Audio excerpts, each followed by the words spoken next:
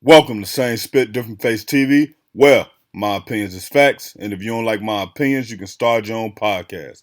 And it's free. So don't forget to spit on the like button, the subscribe button, and the notification. If you clicked on this video to hear about Lil TJ altercation with the security guard, I need you to hit the like button. If you're new to the channel, hit the subscribe button. Now, Spit Squad. Lil TJ, man, we know him from being shot a couple of years ago, and they tried to kill him. They tried to take his jury. He stood tall. They didn't get his jury, and the person who actually tried to rob him ended up getting caught, and that person ended up getting beat on in jail a couple of times. I don't know how many, but you know, Lil TJ stood tall, and a lot of people didn't understand that that wasn't a random robbery. That was one of his ops, basically trying to get the ups on him, and it didn't work. Now, Lil TJ got into an altercation with a security guard at some type of event, and he spit on him. Now, I don't think that nobody should spit on anybody, but I think one thing we have to understand is that if you're gonna be tough up front and be tough all the time. Now, I'm not saying that Lil TJ not tough. We definitely saw him get into an altercation where he didn't give up his chain and he did get shot behind it. So from that alone, you would think, all right, bro got some toughness in him. But the part that I don't like about the situation is that he waited until his security got up and got between him and the event security before he spit on him. And in my personal opinion, if you tough and you want to do all this and you really about the rah-rah and you want to rumble, don't wait until somebody get between y'all to spit on them. No, fight with them right then and there. And I know a lot of people may say, well, you know, when he was up on them, it wasn't that serious. It wasn't that disrespectful. Then once his security got in between them, he couldn't get to him anymore. So that's why he spit. Nah, if you want to get into it with somebody and you feel like they disrespecting you, rumble right there. But what happened with a lot of these YNs, man, is they be like 110 pounds soaking wet. I'm not saying that they can't fight or they don't know how to fight, but a lot of them not used to fighting. They used to only having pistols on them. They used to shooting. They used to having switches. So what ends up happening is everybody know how to gauge their surroundings, right? So if you looking at somebody and you saying, okay, he look a little brolic or he look a little bigger than what I am, I don't want him to embarrass me on camera, but I also don't want nobody to record this and it look like I'm being punked by security. So let me spit on him to hold my image. Nah, the real truth is that, yo, you done sized him up. You see that he a little bigger than you and you don't want him to get the best of you on camera. So now you got to try to keep up this image that you holding up, man. It's a lot of these guys that's in position right now that they would be in a much better position if they carried themselves better. Being likable is better than being talented, man. It's a lot of non-talented people out here who got hit records, a lot of non-talented people out here who still in the NBA, a lot of non-talented people out here getting promoted at jobs that they not the most talented at, but they hard workers and they also are likable. Being likable is a leadership skill, man. Being likable is an ability of a leader.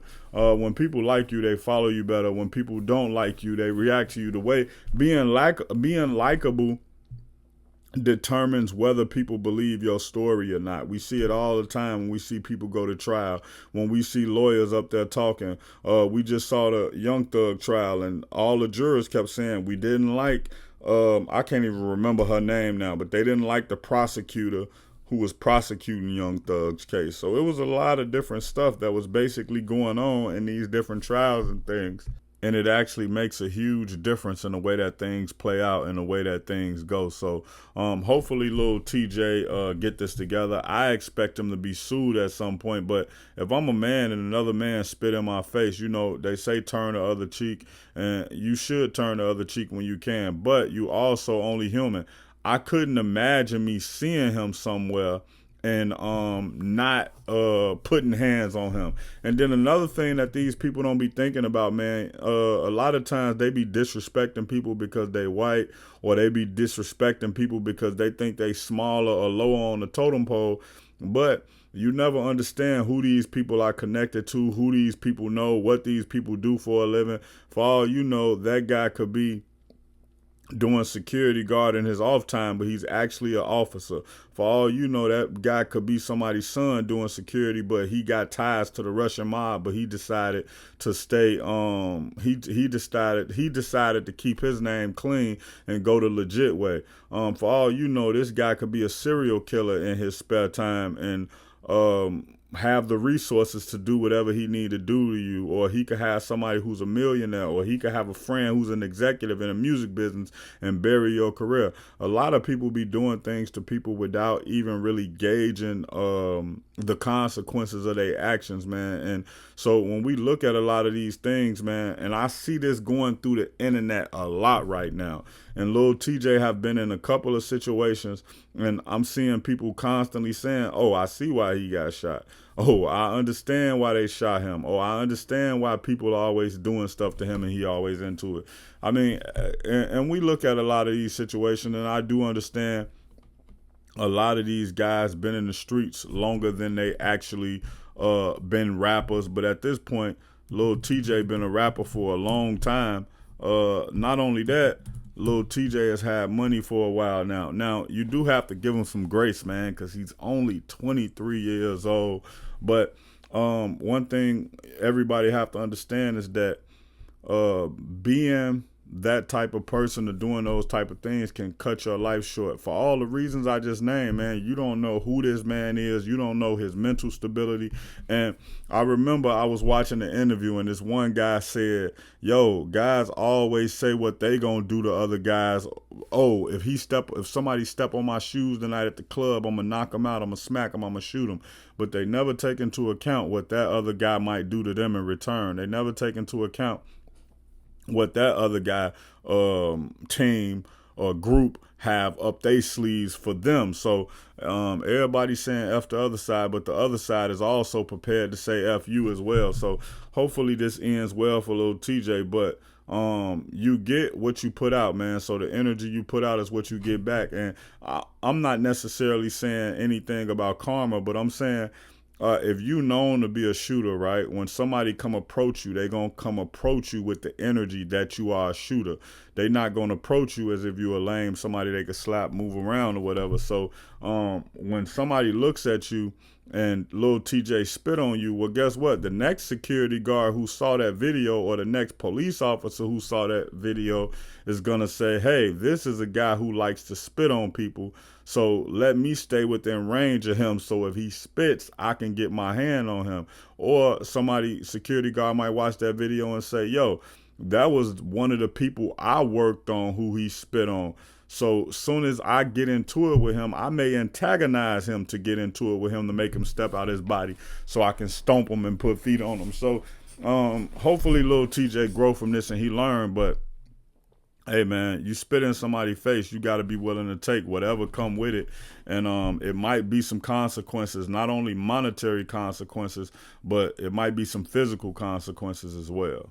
If you want more updates about Lil TJ, hit the subscribe button. If you want more hip hop and celebrity updates, hit the subscribe button.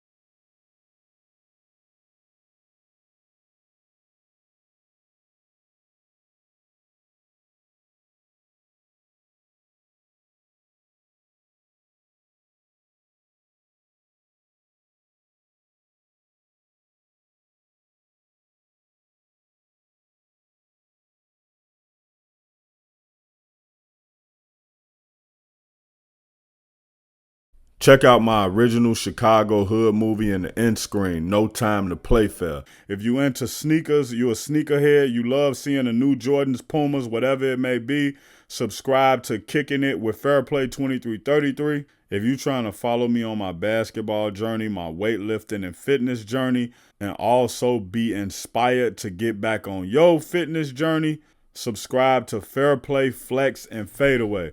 Also, any of these pages I just named, you can also find them on TikTok or Instagram.